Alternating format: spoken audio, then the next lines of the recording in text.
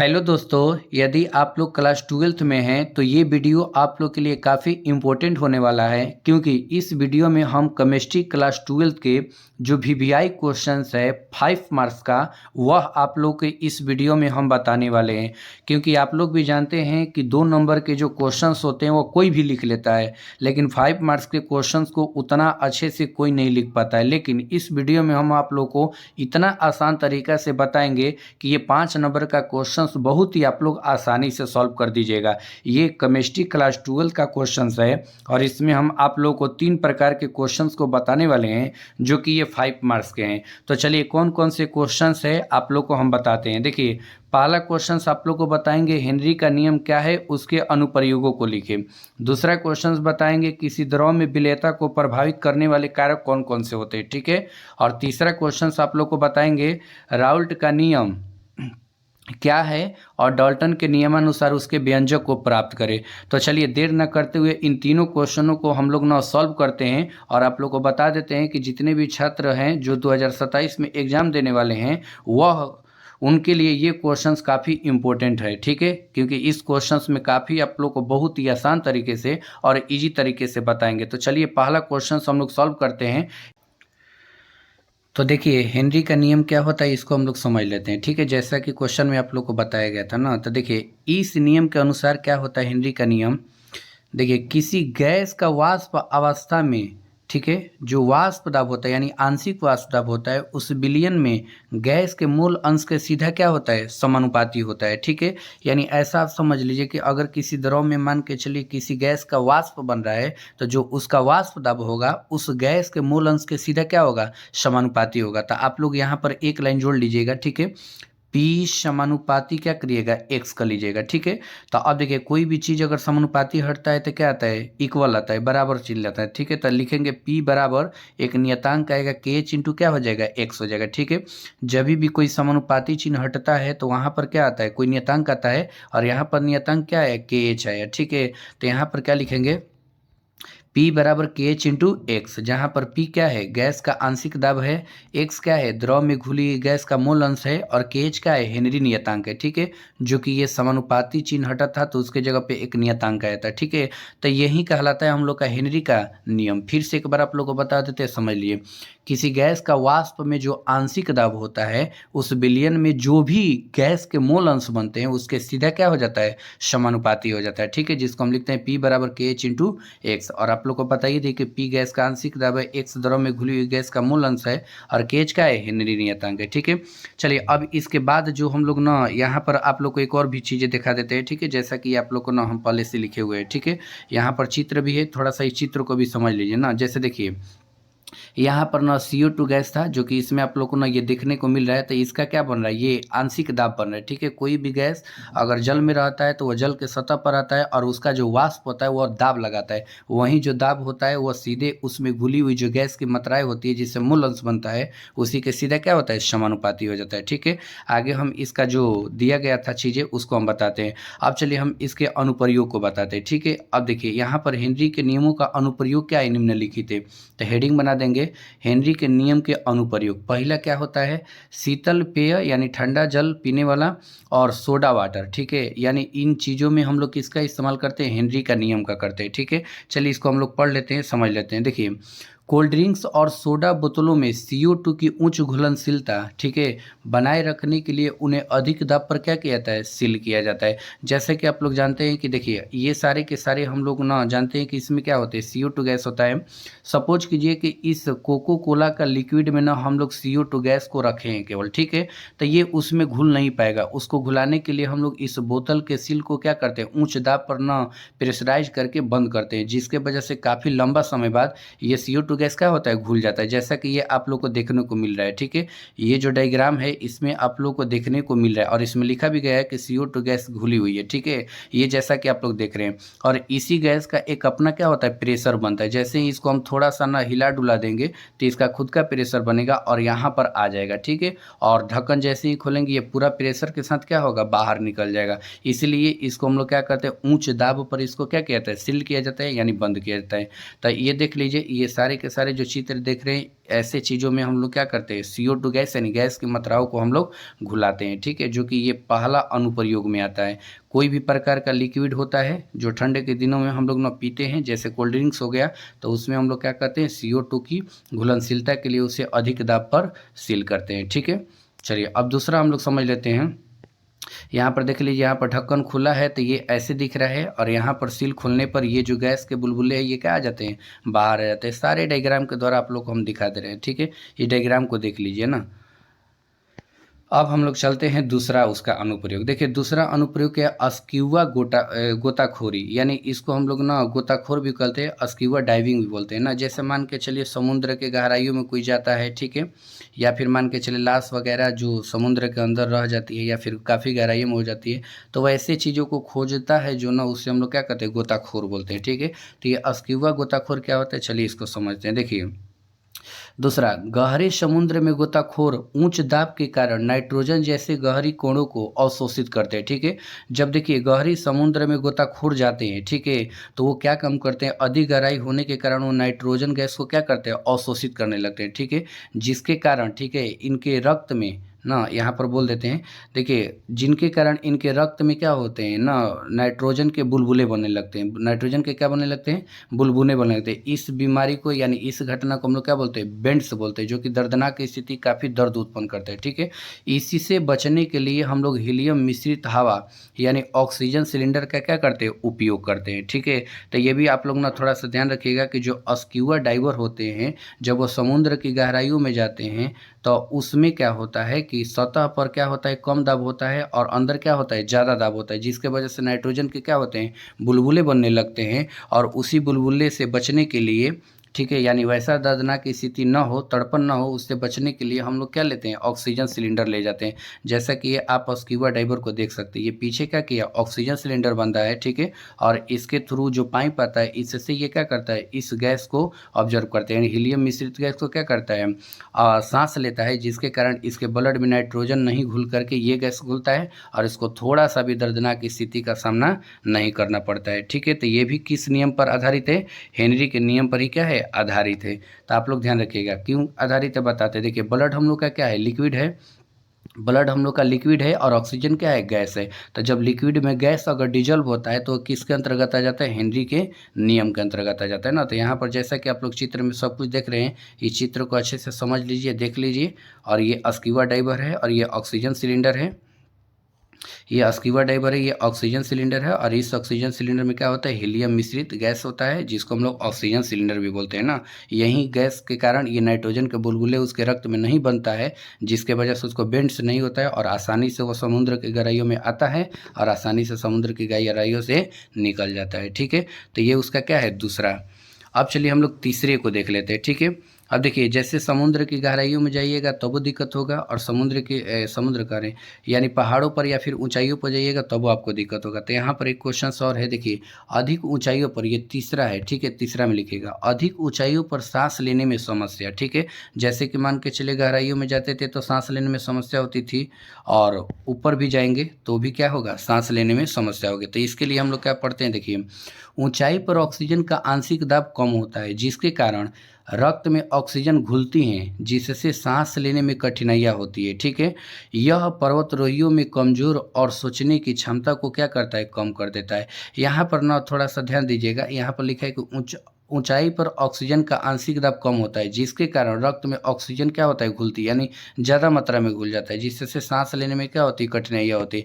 जैसा आप लोग भी जानते हैं कि हम लोग ना अगर बस में जाते हैं और साइड से अगर हम लोग अपना सर निकालते हैं तो हवा क्या होता है, ज़्यादा से ज़्यादा हम लोग के नाक के थ्रू ब्लड में डिजल्व होने लगता है, जिससे हम लोग को सांस फूलने लगता है, ठीक है। तो वही चीज़ें इन लोगों के भी साथ होता है ना। तो यहाँ पर देख लीजिए, यहाँ क्या है कि कम ऑक्सीजन है, ठीक है, और यहाँ हम लोग के ब्लड में क्या हो जाता है, सामान्य ऑक्सीजन हो जाता है, ठीक है, यानी जो हम लोग का सतह पर ऑक्सीजन होता है उससे भी क्या हो जाता है, कम हो जाता है। यहाँ पर जो लिखा गया है, जैसे ऊंचाइयों पर जाते हैं ऑक्सीजन का दाब क्या होता है, कम होता है, जिसके कारण हम लोग के ब्लड में ऑक्सीजन क्या होता है, कम घुलने लगता है। ठीक है, और हम लोग का जो शरीर होता है और सांस लेने में क्या होता है, काफ़ी ज़्यादा कठिनाइयाँ होने लगती है। तो इस प्रकार से जो पर्वतारोही होते हैं उनको काफ़ी सारा कमजोरी व थकान महसूस करते हैं और उनकी सोचने की क्षमता क्या होती है, कम हो जाती है। तो इस प्रकार से जो ये नियम है कि अधिक ऊंचाइयों पर जाते हैं तो हम लोग का जो सांस लेने में प्रॉब्लम होता है, ये भी आता है हेनरी के नियम के अधीन। ठीक है, तो इस प्रकार से आप लोग ना ये 3 नियम लिख लीजिएगा। तो हम आप लोग को पूरा ऊपर से समझा देते हैं और आप लोग समझ लीजिएगा। सबसे पहले लिखा था कि हेनरी का नियम क्या है, उसके अनुप्रयोगों को लिखे। तो आप लोग कैसे लिखिएगा हम आप लोग को बता देते हैं कि हेनरी का नियम सबसे पहले लिख लेना है, जो चीज़ें आप लोग को समझाए हैं। जैसे मान लीजिए यहाँ पर ना हेनरी का नियम लिखना है और यहाँ पर करने के बाद ये पूरा अब लिखिएगा हेनरी के नियम का अनुप्रयोग, इसको 1 नंबर में लिखिएगा। ठीक है, जैसा कि आप लोग को दिए हैं। और ये चित्र उत्र कुछ भी नहीं बनाना है। ठीक है, इसको आप लोग ना 2 नंबर में लिखिएगा जैसा कि आप लोग को लिखे हैं, और इसको आप लोग 3 नंबर में लिखिएगा ना, जो कि आप लोग को ये लिखे हैं। ठीक है, तो इस प्रकार से आप लोग का 5 नंबर का क्वेश्चन क्या हो जाएगा, कंप्लीट हो जाएगा। चलिए अब हम लोग ना दूसरे क्वेश्चन पे आते हैं। दूसरा क्वेश्चन क्या था आप लोग को इसमें बता दे रहे हैं। देखिए दूसरा क्वेश्चन था, ये दूसरा क्वेश्चन डाल सकते हैं, ये 5 नंबर का है। द्रव में गैस की विलेयता को प्रभावित करने वाले कारक कौन कौन से होते हैं। ठीक है, यदि मान लीजिए द्रव में कोई अगर गैस है, घुल रहा है, तो उसको घुलाने के लिए कौन कौन से कारक क्या होते हैं, काम आते हैं, और कौन कौन से कारक होते हैं जिससे ये उनकी विलेयता बढ़ती है या फिर मान लीजिए विलेयता पर प्रभाव पड़ता है, वो चीज़ें हम समझेंगे। तो देखिए सबसे पहले आप लोग इसके आंसर में लिखिएगा, आंसर में लिखिएगा यहाँ पर द्रव में गैस की विलेयता को प्रभावित करने वाले निम्नलिखित कारक है। ठीक है, इतना आप लोग को लिख लेना ना, निम्नलिखित कारक है जैसा आप लोग को बता रहे हैं। उसके बाद 1 नंबर में लिखिएगा ताप। अब देखिए ताप का काम क्या है, चलिए समझाते हैं। देखिए ताप बढ़ने पर गैस की विलेयता क्या होती है, कम हो जाती है, क्योंकि गैस के अणुओं की गतिज ऊर्जा बढ़ जाती है और वे द्रव से बाहर निकल जाते हैं। अब आप ही समझिए कि अगर मान के चलिए अगर कोई हम लोग ले लिए ये कंटेनर, इसमें हम लोग क्या किए हैं, गैस को डिजल्व किए हैं और यहाँ से ताप देंगे तो ये जो गैस के अणु ये क्या हो जाएंगे, गतिशील हो जाएंगे। इतने गतिशील हो जाएंगे कि जहाँ से उनको जगह मिलेगा वहाँ से ये क्या होंगे, बाहर निकलने लगेंगे। ठीक है, तो जब इसमें गैस ही नहीं बचेंगे तो उनकी घुलनशीलता ज़्यादा थोड़ी होगी, कम हो जाएगी। ठीक है, यानी विलेयता कम हो जाएगी। तो याद रखिएगा ऑब्जेक्टिव में भी ताप बढ़ने पर गैस की विलेयता क्या होती है, कम हो जाती है ना। इसका कारण आप लोग समझ लिए। दूसरा दाब का होता है। दाब देखिए हेनरी के नियमानुसार दाब बढ़ने पर गैस की विलेयता भी क्या होती है, बढ़ जाती है। आप अपने से सोचिए कि ये कंटेनर है, ठीक है, अब इसमें हम ना क्या करते हैं, दाब को बढ़ाते हैं। तो जितना दाब को बढ़ाएंगे उतना ही ज़्यादा मात्रा में गैस क्या होगा, डिजल्व होगा, इसमें घुलेगा, और घुलेगा तो उसकी विलेयता क्या होगी, बढ़ेगी। तो 2 क्वेश्चन ऑब्जेक्टिव में भी याद रखिएगा ना, ताप बढ़ने पर गैस की विलेयता कम होगी और दाब बढ़ने पर गैस की विलेयता क्या होगी, अधिक होगी। ये 2 क्वेश्चन याद रखिएगा। तीसरा इसका है, देखिए गैस की प्रकृति पर भी ये डिपेंड करता है ना, इसका कारक गैस की प्रकृति भी है। जैसे यहाँ लिखे हैं सभी गैसों के गुण अलग अलग होते हैं, इसलिए उनकी विलेयता भी क्या होती है, कम या अधिक हो सकती है। जैसे मान के चलिए हम लोग के ब्लड में, ठीक है, हम लोग के ब्लड में ऑक्सीजन घुलता है तो कोई प्रकार का दिक्कत नहीं होता। अगर नाइट्रोजन घुलने लगे तो बेंड्स हो जाएगा, दिक्कत हो जाएगा ना, तड़पन होने लगेगी हम लोग को। तो इसलिए हर गैसों की जो घुलनशीलता होती है वो क्या होती है, अलग अलग होती है। इसलिए वह कभी कभी उनकी विलेयता ज़्यादा भी हो जाती है और कभी कभी अधिक भी हो जाती है, क्योंकि ये गैस की क्या होती है, प्रकृति पर निर्भर करती है ना। इसमें कुछ इनकरेक्शन जैसा लिखा गया है तो आप लोग इसको जैसा बोल रहे हैं वैसा आप लोग लिख लीजिएगा ना। चौथा देखिए, चौथा डिपेंड करेगा विलायक की प्रकृति पर कि विलायक किस नेचर का है, नेचर ऑफ सॉल्वेंट पर। जैसे देखिए ध्रुवीय गैस ध्रुवीय विलायक में तथा अध्रुवीय, ठीक है, अध्रुवीय गैस अध्रुवीय विलायकों में आसानी से क्या होता है, घुल जाता है। जैसे देखिए आप लोग को बता देते हैं कि ध्रुवीय गैस क्या होते हैं, जो अलग अलग परमाणु से बनते हैं। जैसे मान लीजिए NH3 हो गया, CO2 हो गया, ठीक है, ये ध्रुवीय गैस में आएंगे क्योंकि इसमें नाइट्रोजन हाइड्रोजन है, इसमें कार्बन ऑक्सीजन है। और अध्रुवीय गैस क्या होता है, जैसे मान लीजिए Cl2 हो गया, एक ही टाइप के हो, H2 हो गया, ठीक है, N2 हो गया, ये सब क्या होते हैं, अध्रुवीय होते हैं। तो क्या आप समझिएगा कि विलायक ना, देखिए ध्रुवीय विलायक में ध्रुवीय गैस ही घुलते हैं और अध्रुवीय विलायक में क्या होते हैं, अध्रुवीय गैस ही घुलते हैं। ठीक है, अगर इन दोनों को उल्टा कर दीजिएगा तो उनकी विलेयता पर क्या पड़ जाएगी, प्रभाव पड़ेगी। ठीक है, तो इसलिए ये विलायक की प्रकृति पर भी क्या करते हैं, निर्भर करते हैं। चौथा है अशुद्धियों का प्रभाव। ठीक है, अब देखिए द्रव में उपस्थित अन्य अशुद्धियाँ घुली हुई गैस की विलेयता को क्या करती है, कम कर देती है। जैसा सपोज कीजिए मान लीजिए ये हम लोग का द्रव है, ठीक है, और इसमें केवल कोई एक ही पदार्थ घुला हुआ है, तो इसकी विलेयता क्या होगी, ज़्यादा होगी। लेकिन जैसे ही कोई और पदार्थ को अगर हम इसमें घुलाते हैं तो इसकी घुलनशीलता को वो पहले से ही क्या कर देगा, कम कर देगा, इसलिए उसकी विलेयता पूरी तरह से क्या हो जाएगी, कम हो जाएगी। क्योंकि एक पदार्थ को पहले घुला रहा था, अब 2-4 पदार्थों को अगर घुलाएगा अशुद्धियों के रूप में, तो ये उतना विलेयता को शो नहीं कर पाएगा। इसलिए जब किसी द्रव में हम लोग अशुद्धियाँ मिला देते हैं तो गैस की विलेयता क्या हो जाती है, कम हो जाती है ना। वो गैस उतना तेज़ी से घुल नहीं पाता, क्योंकि उसकी विलेयता जो होती है वो दूसरे अशुद्धियों को घुलाने में क्या होती है, लग जाती है।